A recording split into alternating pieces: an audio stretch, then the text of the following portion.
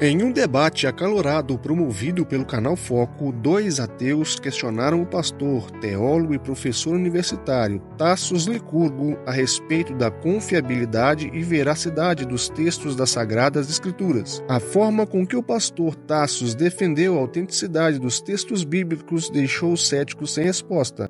Confira a seguir esse conteúdo valioso e inscreva-se no canal para incentivar a produção de mais vídeos assim. Tudo bom? O seu nome é? Beto. Prazer, Beto. Tassos. A Bíblia é o livro mais confiável que existe. Porque na minha cabeça, qualquer um pode simplesmente escrever um livro, dizer que foi iluminado por alguma coisa e as pessoas acreditarem, né? E documentar de alguma forma, né? Eu acho que falta provas palpáveis pra gente poder dizer que a Bíblia é o livro mais confiável, né? Eu posso lhe apresentar algumas? A Bíblia é um documento. São 66 livros, 39 do Antigo Testamento, 27 do Novo, escritos por cerca de 40 autores. 31 dos 40 escreveram os 39 do Antigo Testamento, 9 dos 40 escreveram os 27 do Novo, no período de 15 séculos. Quando nós analisamos, são pessoas de repertório, backgrounds totalmente diferentes. Nós tínhamos pescadores como Pedro, reis como Davi, tínhamos filósofos treinados da mais alta envergadura, como é o caso de Paulo. E quando nós olhamos em 15 séculos, você tem um argumento extremamente consistente. E não é só isso. Um livro é confiável nos critérios que utilizamos na academia quando ele traz elementos no texto que podem ser investigados. A base do cristianismo, de acordo com Paulo, na primeira carta aos Coríntios, no capítulo 15, no verso 14, é um fato que não apenas se pretende verdadeiro, mas também é investigável. Quando ele diz que Cristo não ressuscitou, é vã a nossa fé, é vã a nossa pregação. Então veja que a base histórica do cristianismo é um fato que é público, a ressurreição pública de um homem. Existe na academia muitas pessoas que dedicam a vida ao estudo das provas históricas da ressurreição. Então um dos critérios importantes para a veracidade e confiabilidade das escrituras de qualquer livro da antiguidade é se ele parece dizer a verdade. Então a Bíblia não se esconde. Não é só saber se o texto parece dizer a verdade, mas saber se ele não foi modificado no passar do tempo. Isso é muito importante saber, é uma pergunta muito importante. Mas por que a Bíblia não foi modificada? Porque o Antigo Testamento é o mesmo texto sagrado dos judeus, chamado Tanakh. No ano 90 depois de Cristo, esse texto foi fechado e ele virou o Antigo Testamento. O Novo Testamento, que começa com 4 biografias, tem várias cópias que nos garantem dizer que ele não foi modificado. Há 5.686 cópias só do Novo Testamento. Para que o senhor tenha uma ideia, se você colocar essas 5.686 cópias uma ao lado da outra, elas são 99,5% dos casos idênticas. Do 0,5% de discrepância, 80% do 0,5% de discrepância diz respeito unicamente a questões de ortografia. Mas nós temos aqui, tanto no critério de dizer que o texto fala a verdade, quanto no critério de dizer que o que foi escrito lá atrás é exatamente o que nós temos hoje, nós temos a Bíblia como campeã em qualquer uma dessas filas que nós colocarmos. Quando o senhor fala sobre não modificar a Bíblia,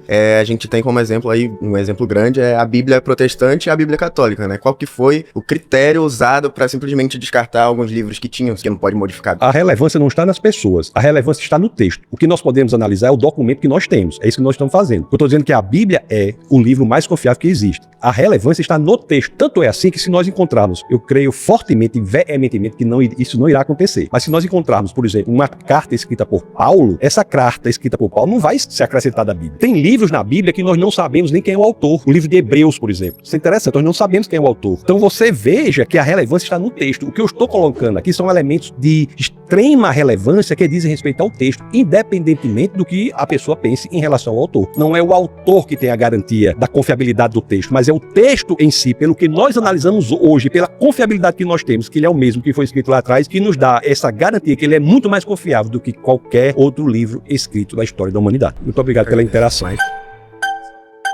Tudo bem, pastor? Como é que vai a senhora? Vai bem? Vou bem. Senhora? Flaviano, um prazer. Então, o que pega na Bíblia é o seguinte: tem 20 livros que foram excluídos que fala sobre Lilith e fala sobre um Deus muito mais perverso, muito mais obstinado. Como é que a gente vai confiar num livro que excluiu 20 coisas pra gente não ter o conhecimento e discernimento?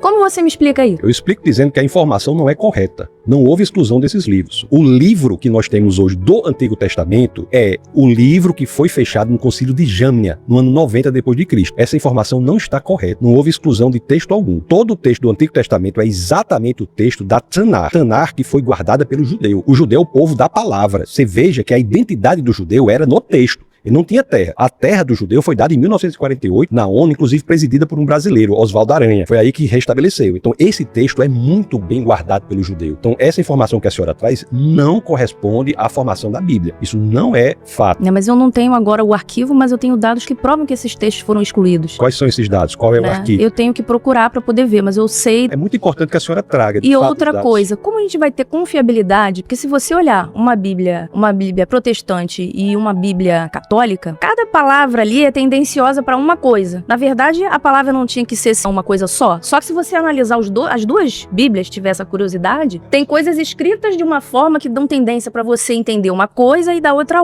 Não devia ser uma coisa unificada, já que você falou que é do Tanar? Por que não é? A senhora pode ler nos originais. O Antigo Testamento é escrito em hebraico com algumas partes em aramaico, o Novo Testamento é escrito em grego. Talvez a senhora esteja falando de traduções. Não estou me referindo às traduções. Eu leio, por exemplo, nos originais. A senhora pode ler em hebraico o Antigo Testamento, algumas partes em aramaico, o Novo Testamento em grego. Basta aprender essas línguas que essa sua preocupação, que é legítima quanto a eventuais erros de tradução, é superada. Os originais existem. Assim, não os originais, mas o que estava nos originais por meio das 5.686 cópias, no caso do Novo Testamento em grego, por meio das inúmeras cópias no hebraico, existe. Basta ler o original. Muito obrigado.